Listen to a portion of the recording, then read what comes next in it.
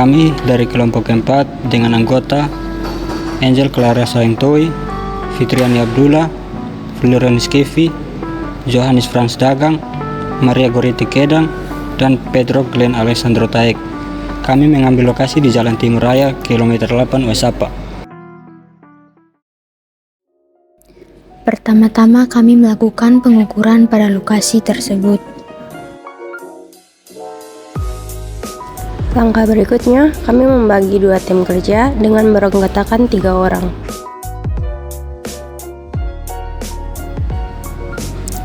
Waktu pengukuran dimulai dari jam 18.45 sampai 20.45 dengan pembagian waktu setiap sesi 15 menit.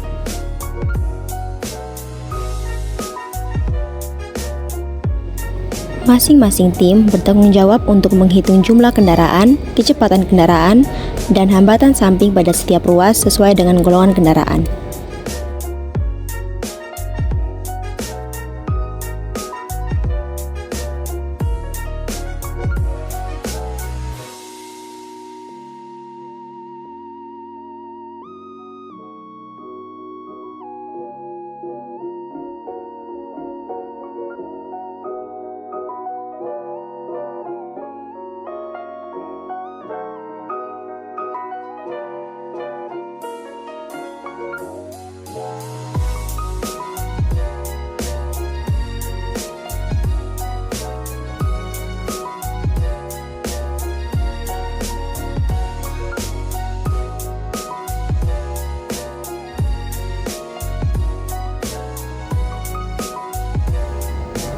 Setelah kami melakukan survei kendaraan, langkah berikutnya kami melakukan pengolahan data.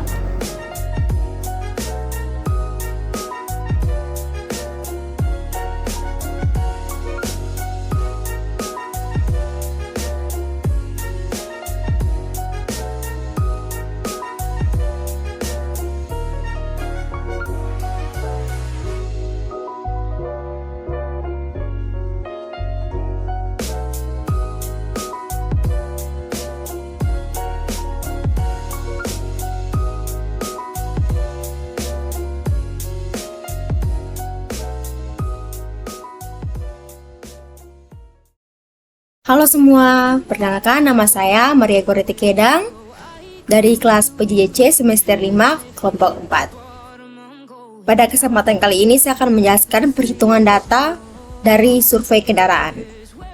Kami kelompok 4 memilih lokasi Jalan Timur Raya kilometer 8 Oesapa sebelum jembatan Oesapa. Pada saat melakukan survei lokasi, kami mendapat tipe jalan 2/2 tidak terbagi dan lebar jalan 8,8 meter, lebar bahu 1,6 meter. Dari hasil survei lokasi, kami mendapatkan gambar sketsa potongan melintang jalan. Bisa dilihat pada Excel tersebut. Dengan ada sisi A, sisi B. Pada survei kendaraan, tugas saya sebagai menghitung hambatan samping sekaligus mengamati kecepatan sepeda motor dan kendaraan berat lajur kiri. Pada sheet yang kedua mengisi tentang alasan kami memilih lokasi tersebut. Kami kelompok 4 memilih lokasi di Jalan Timur Raya Oesapa kilometer 8, Kecamatan Kelapa 5, Kota Kupang, Nusa Tenggara Timur, karena pada survei pencarian lokasi dengan pengamatan secara langsung serta menggunakan data lalu lintas pada Google Maps, titik tersebut memiliki tingkat kepadatan yang signifikan sehingga membuat kendaraan yang melewati titik tersebut di jam-jam yang padat harus mengurangi kecepatan kendaraan mereka sehingga kemacetan bisa saja terjadi. Menurut data Google Maps, di lokasi ini jam puncak terjadi sekitar jam 19.45 sehingga kelompok kami mengambil waktu pengamatan mulai jam 18.45 hingga 20.45. Bisa dilihat gambar observasi yang kami tampilkan, gambar observasi lokasi serta gambar arus lalu lintas dari Google Earth dan Google Maps.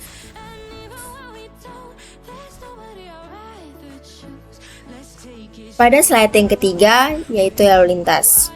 Di slide ini kami melakukan perhitungan terhadap kendaraan yang melintasi lokasi tersebut.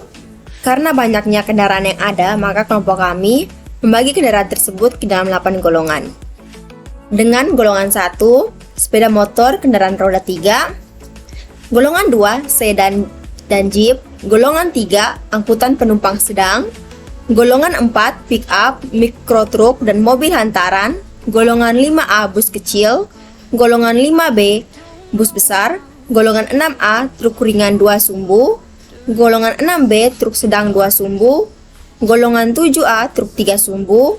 Golongan 7B, truk gandengan. Golongan 7C, truk semi trailer. Dan golongan 8, kendaraan tidak bermotor. Yang pertama, kami melakukan periode pengamatan pada lajur kiri.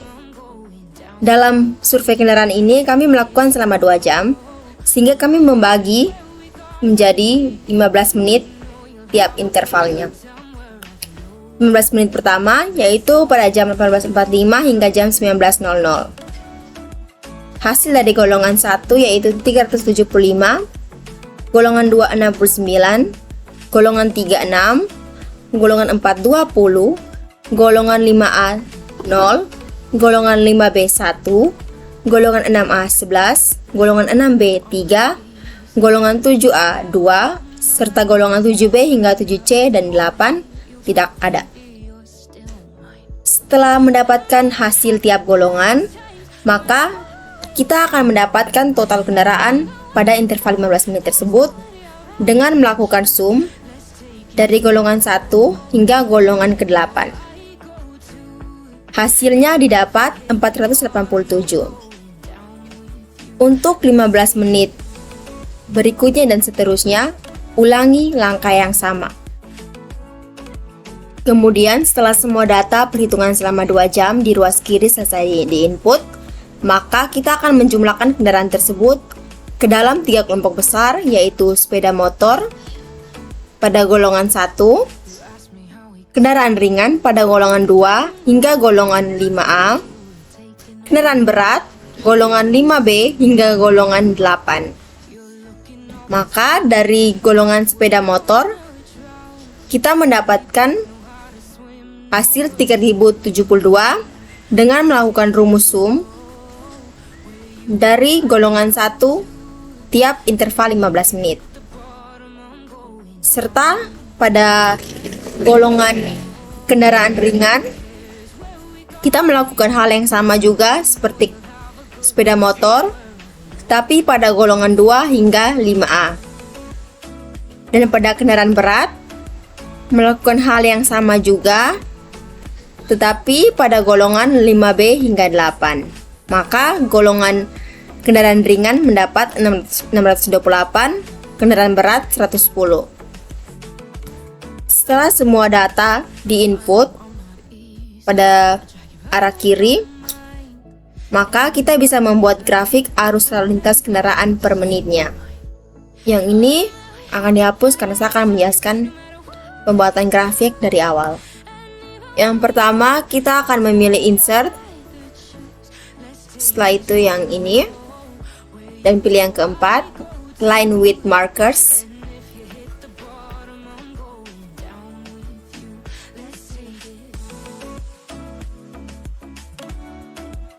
Setelah itu kita melakukan select data dengan menekan klik kanan.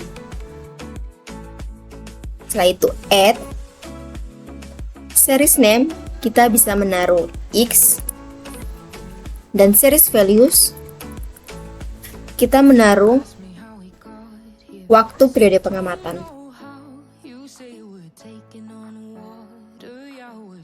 Setelah itu kita add untuk kedua kalinya. Series name Y serta series values yaitu total kendaraan dari tiap menit. Itu oke. Kita oke lagi. Kita geser untuk melihat hasil dari grafik tersebut. Karena belum ada keterangan X dan Y-nya, maka kita select data. Setelah itu memilih edit. Dan aksis label range-nya kita memakai periode pengamatan dengan cara memblok dari 1845 hingga 2045. Setelah itu oke. Select data source-nya bisa dilihat seperti ini. X dan Y telah lengkap dan horizontal kategori sudah diisi. Oke. Itu kita kembali melihat. Kita menekan tombol plus, charge elements, dan mencentang access titles. Setelah itu mengganti ini dengan key kendaraan per menit.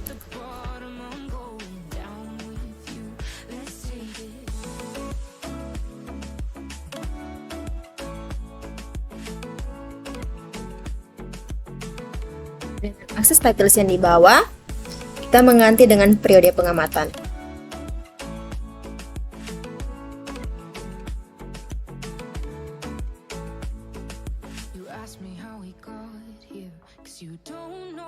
Maka grafik arus lalu lintas pada lajur kiri telah selesai dibuat.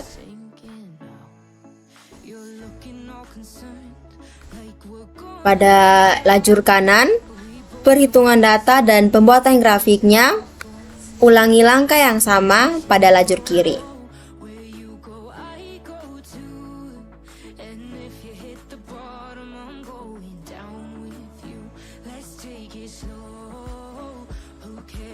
Pada slide perhitungan data yang keempat, yaitu hambatan samping. Sesuai dengan lokasi yang ada, berikut adalah peta survei hambatan samping.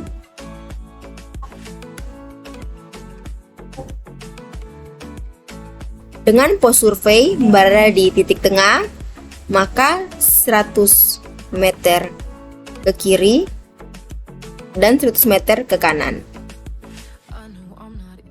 Jika dari pos survei, maka arah kiri yaitu arah ke Oesapa dan arah kanan ke arah Kelapa Lima.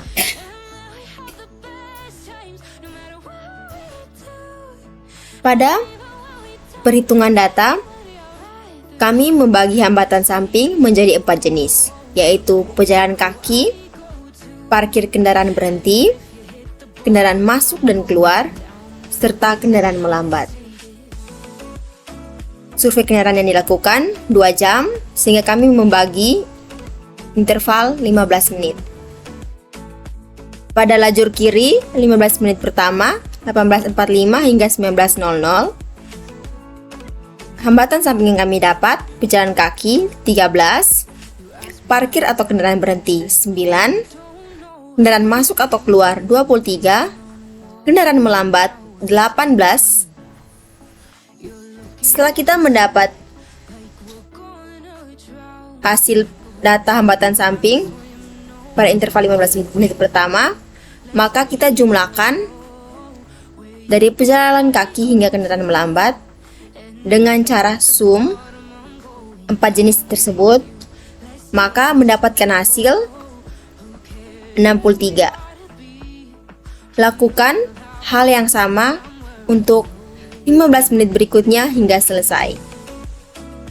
Setelah kita mendapat perhitungan data tersebut, maka kita bisa membuat grafik kejadian hambatan samping.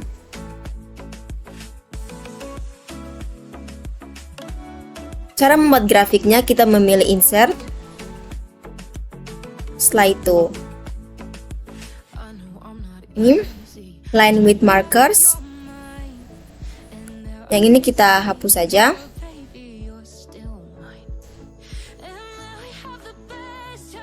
Setelah itu, kita melakukan select data.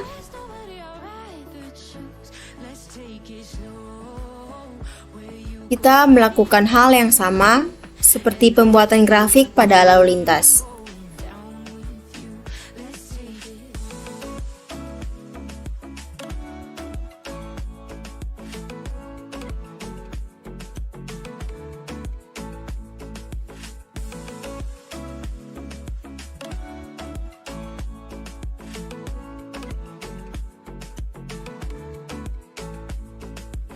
Ask me how we got here, 'cause you don't know how. You say we're taking on water, yeah, we're sinking now. You're looking all concerned, like we're gonna drown. but we both know how to swim. No worries, let's go for now. Let's take it slow. Where you go, I go too. And if you hit the bottom, I'm going down with you. Let's take it slow. Who cares where we gotta be? You know you'll have a good time wherever you're with me. Let's take it.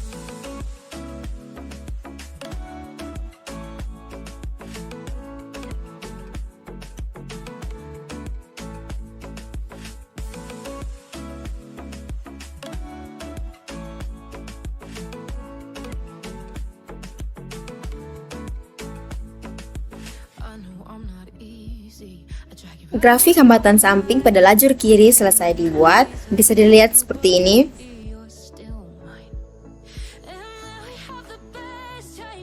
Perhitungan data dan pembuatan grafik. Pada lajur kanan, ulangi langkah yang sama seperti pada lajur kiri, sehingga mendapatkan hasil pada lajur kanan seperti ini, dan grafiknya seperti ini.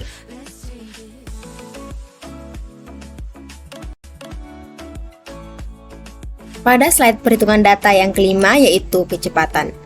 Pada survei kecepatan, pertama-tama harus mengetahui pengganjalan yang dipakai berapa. Caranya adalah melakukan simulasi dengan kendaraan. Kendaraan yang kami pakai adalah sepeda motor. Dengan cara melewati lokasi tersebut dengan kecepatan yang sesuai pada arus lalu lintas yang terjadi pada saat itu. Dari simulasi tersebut, kecepatan yang kami dapat kurang dari 40 km per jam, yaitu 24 km per jam. Sehingga pengganjalan yang kami pakai adalah 25 meter. Dengan demikian, pada survei kecepatan ini, kami mengamati dalam waktu 2 jam dengan pembagian interval tiap 15 menit. Survei kecepatan ini kami membagi menjadi 3 golongan, yaitu yang pertama sepeda motor, yang kedua kendaraan ringan, yang ketiga kendaraan berat. Pada tiap golongan, kami mengambil 10 sampel. Pada periode pengamatan lajur kiri, interval 15 menit pertama, yaitu jam 18.45 hingga 19.00, golongan sepeda motor, kami mendapat sampel pertama 10,49 detik, sampel kedua 7,52 detik, sampel ketiga 12,1 detik, sampel keempat 7,66 detik, sampel kelima 11,51 detik, sampel keenam 13,2 detik, sampel ketujuh 8,93 detik, sampel ke-8 14,47 detik, sampel ke-9 8,11 detik, sampel ke-10 7,1 detik. Setelah kita mendapat semua waktu kecepatan pada 10 sampel kendaraan, maka kita melakukan rata-rata pada interval 15 menit tersebut dengan rumus average dari sampel pertama sampai sampel ke-10. Sehingga rata-rata pada interval tersebut yaitu 10,10 detik. Lakukan hal yang sama untuk 15 menit berikutnya hingga selesai.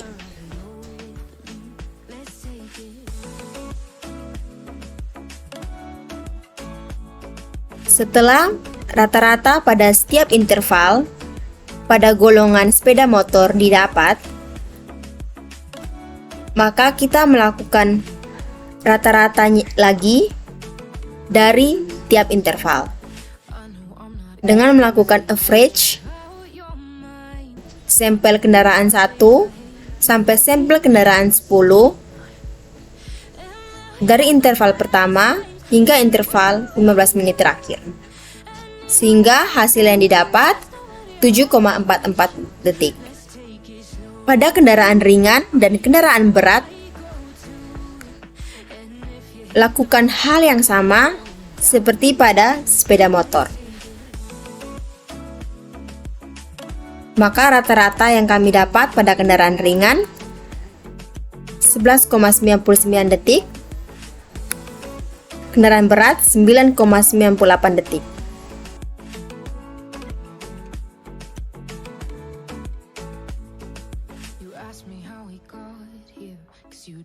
Karena pada periode pengamatan kecepatan ini masih dalam satuan detik, maka kita akan mengonversi ke satuan kilometer per jam dengan cara kita mengambil perhitungan periode pengamatan yang pertama waktu 1845 hingga 19, golongan sepeda motor sampel kendaraan pertama. Kita menggunakan rumus buka kurung, masukkan waktu kecepatan yang masih dalam satuan detik pada sampel pertama 10,49. Kemudian kita membagi dengan penggal jalan yang dipakai yaitu 25 meter, tutup kurung dan kita mengalihkan dan buka kurung lagi. Setelah itu 3600. Kenapa 3600? Karena 1 jam sama dengan 3600 detik. Dan membagi dengan 1000. Kenapa kita memakai 1000? Karena 1 km sama dengan 1000 meter. Setelah itu kita tutup kurung. Setelah semua rumus dimasukkan, pastikan rumus yang dimasukkan sudah sesuai. Jika sudah sesuai, maka tinggal di enter dan mendapatkan hasil 8,57 km per jam. Langkah tersebut bisa diulangi pada sampel kendaraan berikutnya dan interval 15 menit berikutnya hingga selesai. Setelah perhitungan data tiap 15 menit didapat, maka kita akan menghitung rata-rata masing-masing 15 menit dengan rumus average dari sampel kendaraan 1 hingga kendaraan yang ke-10 dan enter, sehingga rata-rata pada interval yang pertama 1845 hingga 1900 yaitu 9,44 km per jam. Lakukan hal yang sama untuk 15 menit berikutnya hingga selesai.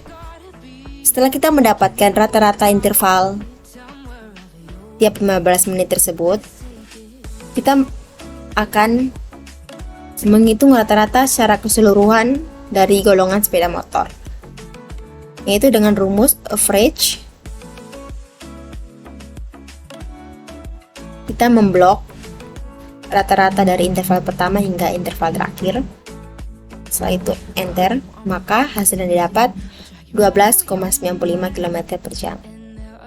Lakukan hal tersebut untuk golongan kendaraan ringan dan kendaraan berat. Dari kendaraan ringan didapat rata-rata secara keseluruhan 7,83 km per jam, kendaraan berat 9,26 km per jam. Perhitungan data lajur kiri telah selesai dihitung dan diinput. Untuk lajur kanan, ulangi langkah yang sama pada lajur kiri, sehingga pada lajur kanan didapat sepeda motor rata-rata keseluruhannya 17,18 km per jam, kendaraan ringan 11,31 km per jam, kendaraan berat 12,86 km per jam. Pada slide yang ke-6 yaitu slide CK2. Pada slide C2 berisi mengenai arus lalu lintas Ki. Bisa lihat pada tabel ini ada tipe kendaraan EMP arah 1 dan EMP arah 2 dan nilai MP mobil penumpang, KB kendaraan berat dan SM sepeda motor. MP nilainya 1,2, KB-nya 1, SM-nya 0,25. Nilai MP, KB dan SM dapat dilihat pada tabel 4-10.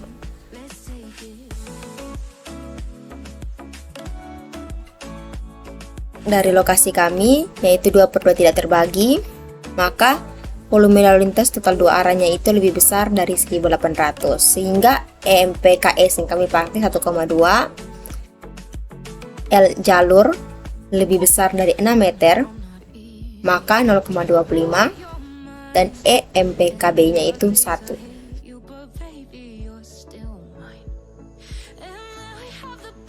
Setelah itu, arah kiri dan arah kanan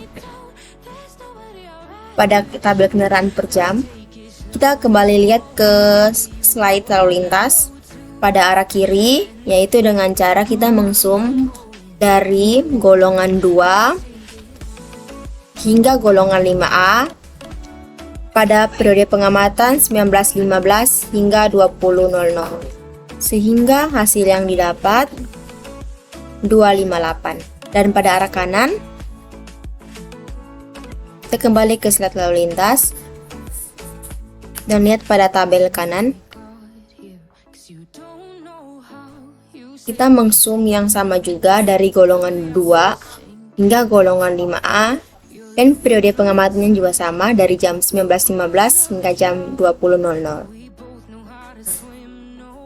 Seperti ini. Maka hasil yang didapat 239. Setelah itu SMP itu didapat dengan rumus MP 1,2 dikali dengan 258 pada arah kiri. Dan SMP pada arah kanan itu 1,2 dikali dengan kendaraan per jam di arah kanan 239. Setelah itu kita beralih ke golongan KB. Kendaraan per jamnya itu 52 pada arah kiri, dikarenakan dari golongan 5B hingga golongan 7C kita mengzoom pada interval yang sama juga seperti sebelumnya, 19.15 hingga jam 20.00. Saya itu mengenter dan hasilnya itu 52. Dan pada arah kanan dibuat yang sama juga seperti arah kiri, disesuaikan dengan arahnya. Dan SMP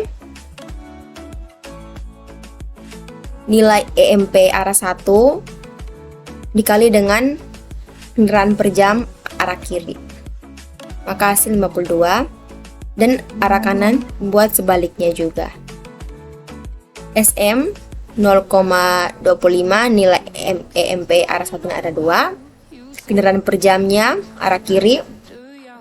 Itu kita menggunakan rumus zoom juga seperti sebelumnya, dengan cara melihat slide lalu lintas, yaitu dari golongan 1, jadinya seperti ini. Oke. Maka hasil yang didapat 1195. Lakukan hal yang sama juga seperti arah kanan. Dan SMP lakukan cara yang sama juga seperti pada golongan mobil penumpang dan kendaraan berat. Kemudian pada tabel arah persen bisa dilihat rumus yang dipakai, buka kurung, SMP per jamnya 660,35 dibagi Q total yang arah kanan, tutup kurung kali 100 karena akan dibagi dalam persen. Maka hasilnya 51,66. Dan arah yang kedua itu arah kanan, rumusnya SMP pada arah kanan 617,8 dibagi 1278,15 yaitu Q total arah kanan kurung dikali 100, enter, maka hasilnya dapat 48,34. Tabel yang ke-9, kendaraan per jam. Untuk kita zoom nilai dari kendaraan per jam dari MP, KB, dan SM sehingga hasilnya dapat 1505. Dan pada arah kanan juga sama, zoom MP, KB, SM arah kanan kendaraan per jamnya itu, maka hasilnya didapat 1467. Tabel yang ke-10 SMP per jam itu ditambah nilai dari MP, KB, SM, nilai SMP per jamnya pada arah kiri, maka nilainya 660,35. Pada arah kanan juga ulangi langkah yang sama seperti arah kiri. Dan Q total yang didapat pada arah kiri menggunakan rumus kendaraan per jam pada tabel 9 ditambah dengan kendaraan per jam arah kanan. Jadi arah kiri ditambah arah kanan. Total yang arah kanan didapat dari SMP tabel 10, kiri dan kanan 660,35 tambah 61,78, enter. Maka hasilnya dapat 1278,15. Setelah itu kita melihat nilai pemisahan arah itu didapat dari rumus tabel 9 arah kiri 1505 dibagi buka kurung 1505 lagi tambah SMP tabel 10 660,35 tutup kurung, maka hasilnya didapat 0,70. Pemisahan arah SMP didapat dari rumus kendaraan per jam pada arah kanan dibagi kendaraan per jam pada arah kanan juga ditambah SMP per jam, maka hasilnya didapat 0,70 juga. Dan faktor SMP itu didapat dari pemisahan arah dari tabel 9 dibagi buka kurung pemisahan arah di tabel 9 0,70 ditambah SMP per jam 0,70, maka hasilnya dapat 0,50. Tabel yang berikut yaitu penentuan frekuensi kejadian. Pada tabel ini dibagi 4 tipe kejadian hambatan samping, yaitu pejalan kaki dengan simbol PED, parkir kendaraan berhenti dengan simbol PSV, kendaraan masuk keluar dengan simbol EEV, kendaraan melambat dengan simbol SMV. Dengan bobot tabel, pejalan kaki 0,5, parkir kendaraan berhenti 1, kendaraan masuk keluar 0,7, kendaraan lambat 0,4. Dan frekuensi, kita bisa lihat pada tabel hambatan samping. Nilainya bisa dilihat pada slide hambatan samping. 181 itu kita dapat dari mengsum hingga waktu terakhir, maka hasil yang didapat 181. Parkir kendaraan berhenti juga dengan cara sum dari waktu pertama hingga waktu terakhir, maka hasilnya 108. Kendaraan masuk keluar dan kendaraan melambat, ulangi langkah yang sama seperti pejalan kaki dan parkir atau kendaraan berhenti. Sehingga pada tabel bobot kita menggunakan rumus frekuensi dikali bobot, maka hasil yang didapat dari pejalan kaki 10,5. Ulangi langkah yang sama untuk tipe kejadian berikutnya. Pada slide yang ketujuh yaitu JK3. Pada slide JK3 kita akan menganalisis kecepatan dan kapasitas. Dengan tabel pertama, kapasitas dasar 2800 itu dikarenakan kita lihat ke JK2, kapasitas dasar tipe jalannya itu 2/2 tidak terbagi, maka CO nya itu 2800. Setelah itu lebar jalur atau FC LJ kita bisa lihat pada tabel 4.3 pada slide JK2. Sesuai dengan tipe jalan 2/2 tidak terbagi, maka FC LJ nya itu 1,14. Setelah itu pemisahan arah FCPA bisa dilihat pada tabel 4.4. Dikarenakan PA kita kisaran dari 55 hingga 45, maka nilai yang dipakai itu 0,97. Setelah itu hambatan samping FCHS bisa dilihat pada tabel 4.5 dan 4.6. Karena kita tipe jalannya itu jalan 1 dan KS nya itu sedang, lebar bahu efektif yang ada pada lokasi kami 1,5 meter, sehingga nilainya itu 0,95. Selanjutnya ukuran kota atau FCUK kita lihat pada tabel 4.7. Jumlah penduduk Kota Kupang 443,349 ribu orang. Ukuran kota yang kita pakai 0,1 hingga 0,5, maka kelas kota atau kategori kota yaitu kecil, kota kecil, sehingga FCUK-nya itu 0,9. Dan kapasitas C kita menggunakan rumus dengan mengkalikan dari kapasitas dasar, lebar jalur, pemisahan arah, hambatan samping, dan ukuran kota. Sehingga hasil yang didapat 2647,29. Kita lanjut ke tabel waktu tempuh, dan pada tabel arus lalu lintas Ki dari formulir JK2 kita memakai Ki total pada arah kanan sehingga nilainya 1278,15. Setelah itu kita menghitung derajat kejenuhan dengan mengkalikan arah lalu lintas Ki dikali kapasitas C sehingga hasil didapat 0,48. Slide yang ke-8 yaitu fluktuasi kecepatan. Pada fluktuasi kecepatan, kita memakai periode pengamatan dengan 4 interval, yaitu 1845 hingga 1900, 1900 hingga 1915, 1915 hingga 1930, 1930 hingga 1945. Kita dibagi menjadi 3 golongan, yaitu sepeda motor, kendaraan ringan, dan kendaraan berat. Pada SM, interval pertama, kita kembali ke slide yang kecepatan dengan menggunakan rumus average rata-rata pada interval tersebut di arah kiri dengan rata-rata interval tersebut di arah kanan, sehingga hasil yang didapat 12,77. Lakukan hal tersebut untuk 15 menit berikutnya pada sepeda motor. Dan pada kendaraan ringan, kita kembali ke slide kecepatan juga. Kita lihat pada tabel kendaraan ringan, rata-rata pada interval kiri dan rata-rata pada arah kanan. Maka hasil yang didapat 10,20. Lakukan hal yang sama untuk 15 menit seterusnya hingga selesai. Kendaraan berat, kita kembali ke slide kecepatan. Untuk kita melihat tabel kendaraan berat, kita memakai nilai interval pertama pada arah kiri dan arah kanan, itu rumus average, sehingga hasil didapat 11,31. Ulangi langkah tersebut untuk interval berikutnya hingga selesai. Setelah itu kita membuat grafik dari hasil fluktuasi kecepatan tersebut. Maka didapat grafiknya seperti ini, bisa dilihat. Setelah data survei kendaraan diolah dengan baik hingga selesai, maka dari hasil analisis survei kendaraan kelompok kami di Jalan Timur Raya Oesapa kilometer 8 Kecamatan Kelapa 5 Kota Kupang pada hari Sabtu tanggal 21 Oktober 2023, kami mendapati bahwa derajat kejenuhan di ruas jalan tersebut adalah 0,48. Artinya, ruas jalan tersebut memiliki arus lalu lintas yang tergolong normal dan belum mengalami kemacetan atau over kapasitas, sehingga ruas jalan tersebut masih dapat dilewati oleh kendaraan seperti sepeda motor, kendaraan ringan, maupun kendaraan berat.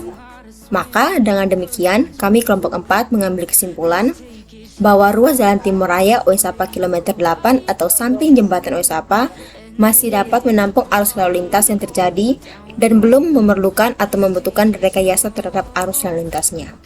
Sekian dari saya, terima kasih.